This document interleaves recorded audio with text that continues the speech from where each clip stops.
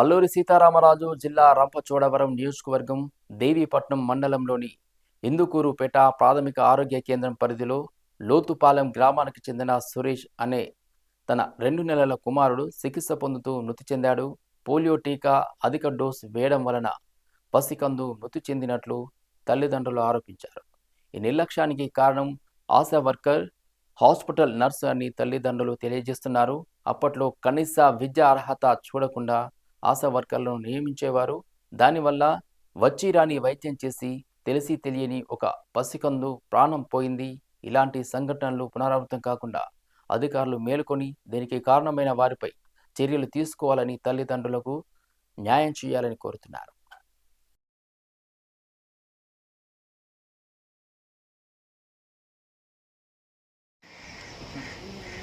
నా పేరు సురేష్ అండి. మాది లోతుపాలెం అండి. మాకు 2 నెలల బాగున్నాడండి. ఇలా పలానా 7వ తారీఖున వచ్చి ఆశా వర్కరు టీకా వేయాలని చెప్పేసి అంగన్వాడికి పిలిచిందండి ఆవిడ. అంగన్వాడికి వెళ్ళామండి మేము. ఒక టీకా వేస్తారని మేము అనుకున్నాం, కానీ 3 టీకాలు వేయాలని ఆవిడంది. సర్లే అని చెప్పి 3 టీకాలు వేయించాము. వేయించిన తర్వాత ఏమైందంటే జ్వరం వస్తానంది. ఒకరోజు జ్వరం వస్తానంది, జ్వరం వచ్చింది. అలాగే మరుసటి తగ్గిపోయింది, బాగానే ఉంది. మళ్ళీ 6 రోజుల తర్వాత మళ్ళీ వాడికి ఏమైందో తెలీదు, ఇబ్బంది పడ్డాడండి. జ్వరం వచ్చి ఇబ్బంది పడ్డాడు. వెంటనే హాస్పిటల్ తీసుకెళ్తే డాక్టర్ గారు వెంటనే ఇదే చెప్పారండి, ఆ అబ్బాయికి హెవీ డోస్ ఎక్కువైపోయింది, 3 ఇంజక్షన్ల వరకు చేశారు ఆ అబ్బాయికి అని చెప్పేసి, తక్కలేదమ్మా అబ్బాయి అని చెప్పేసి అన్నారండి. ప్రైవేట్ హాస్పిటల్లో చూపించామండి మేము. సిద్ధార్థ గారి హాస్పిటల్ కానీ, గంగిని గారి హాస్పిటల్ కానీ చూపించామండి మేము.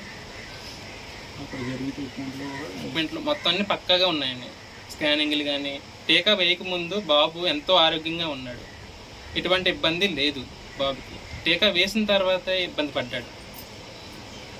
ఎప్పుడైనా ఇంత హెవీ డోసు పిల్లలు తట్టుకుంటారా లేదని మాకు తెలియజేయాలి కదండి. కనీసం ఏమీ చెప్పకుండా, ఏమీ చేయకుండా ఎవరు అన్ని డోసులు మూడు ఇంజక్షన్లు ఒకేసారి చేస్తాయి. పిల్లడు ఏం తట్టుకోగలరండి?